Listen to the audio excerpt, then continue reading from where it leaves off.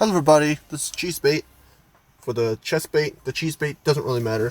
Anyways, welcome to the Chessbait Drivecast, your one-stop shop for kind of controversial topics and kind of controversial opinions. Today, we'll be talking about BOJACK Horseman. I tried an attempt of this. I just kind of ran out of time before I arrived at my destination. So there was sort of no point of keeping that take. It was only like 2 minutes long. We're not gonna dilly-dally anymore because I gotta get some dinner and we gotta get to our destination, don't we? So yeah, buckle up your seatbelts and get ready for a wild ride. As long as I can get out of the driveway without crashing the car. Haha. Anyways, today's topic: BOJACK Horseman. Netflix original show.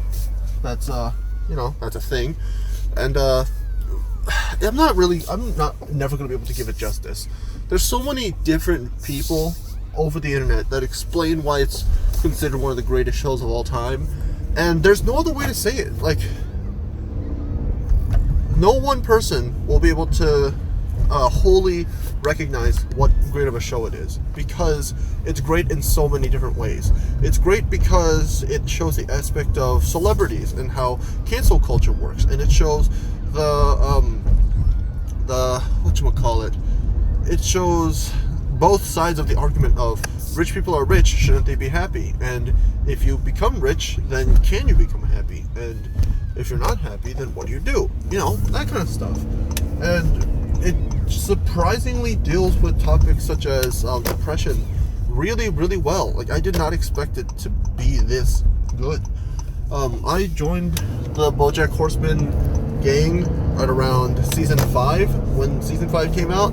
So, actually, it was like right after season 5 came out. So, you can kind of tell that I'm a bit of a late. I kind of joined the BOJACK gang a little bit later than most, but it doesn't mean that I can still, it still means that I can appreciate the show just as much, because I got to be there when season 6 was coming out. Anyways, I'm getting ahead of myself. There's plenty of great YouTubers out there that have covered several aspects of BOJACK Horseman. Johnny Tuchello's has done several episode-centric videos, and I think he's done his own top 10, or I'm pretty sure he's ranked every single BOJACK episode before. Who else is there? There's Shady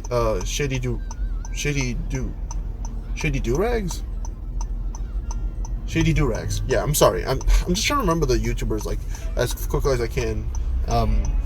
Shady Durags does a lot more than just BOJACK Horseman, but that's what kind of made him big. And I'm happy for him that he got big from that.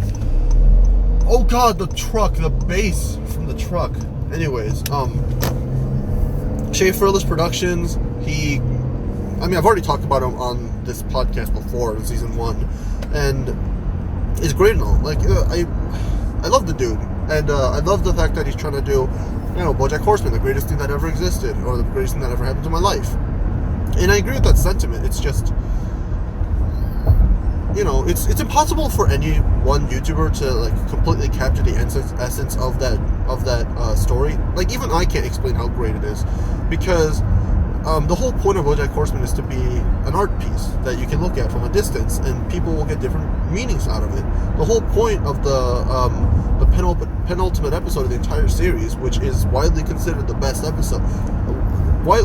First of all, widely considered the best episode of the entire series, and 2, it somehow beat out Free Churro, which was considered even better, not better than the penultimate, but was still considered in such a high regard, and it's kind of amazing that I was able to top that.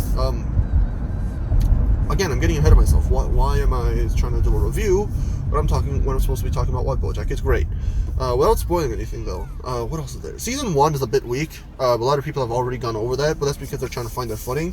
And the show is good when the first season is the weakest, but it's still very watchable. It's got some really good jokes, some really good animal humor, as always. The interactions between the characters are always fun, seeing how they can foil from one another, and just seeing that each character has a personality within them, seeing that they all have a story to tell. It's really disheartening when you go over when you watch a TV show and they don't go over certain characters' backstories, and you're just like, this guy seems pretty cool. Why do they never go over them? Like, if we Gosh, did I already talk about Ninjago? If I haven't, or if I have, I'll bring it up later.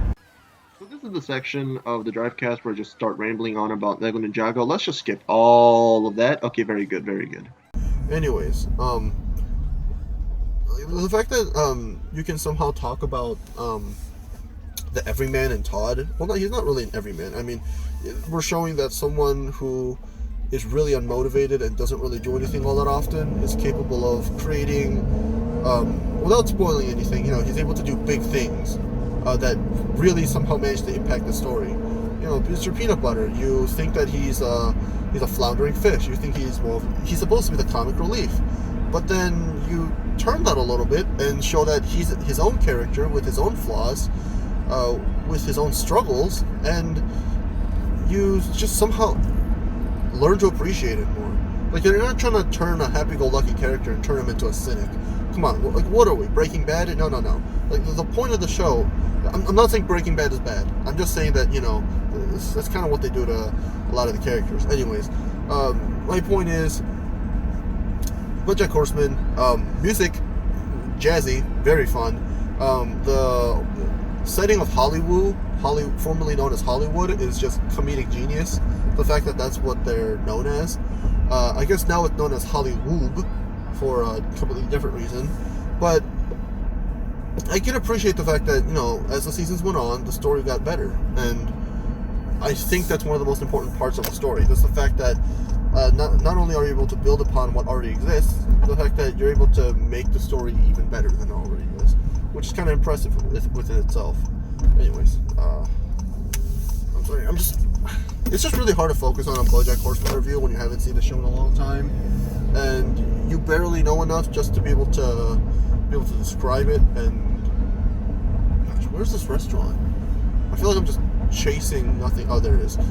But I don't know. If you guys have Netflix, honestly, the show's a little adult. I feel like I should have opened with that statement, but it's well more than worth watching. It's actually amazing what they managed to do with that story, with all those characters. Like, if you have the time, watch all 6 seasons of BoJack Horseman. I could not recommend it enough. It's astounding what they managed to do with a horse walking into a bar and a Labrador who manages to marry a Vietnamese American. I don't know. I guess that's the best way I can describe the show. Again, even I can't give it justice. I just enjoy the show for what it is, and I know what's good and what isn't. So, watch the show, please. Really, just watch it. Anyways, I'll see you guys next time. I've already arrived at my destination. I gotta find a better topic that I can actually talk a little longer about. Alright, pass me. I'll take it from here. So yeah, BoJack Horseman. Like I said before, just summarizing things here, I can't describe how good it is. Honestly, it's a really weird show because it has vibrant colors and it makes it appear like any other kid's show. Oh, it's animated. Ooh, it's super shiny. But in the inside, you slowly realize that, oh, this show is not as bright as you think it is, because it talks about pretty grim things. It talks about depression. It talks about drinking. It talks about addiction. It talks about stardom. It talks about why I sound like JonTron. No, it goes over a bunch of, heavy themes. It talks about how Hollywood is a cesspit and everyone just gets sucked in. Which, the more I think about it, I start to think of parallels to a certain game that happens to be on the screen right now. The more you stay there, the more toxic you become and the worse things you end up doing. And because of that, you end up sacrificing a bunch of your morals just so you can climb higher. Basic equivalencies, basic equivalencies. But in all seriousness, that's really all that I really wanted to say, because I don't want to turn this channel into a video essay channel, because that I have other people to rely on, and frankly, I don't want to have to think about that kind of stuff all too much, because, the more you start thinking about things, the worse you start feeling. But then again, that's the whole message of the show. You need to start thinking things and not just start feeling things, and etc., etc. Anyways, if you like this, like, comment, subscribe. I always hate saying that, but, that's just how it is.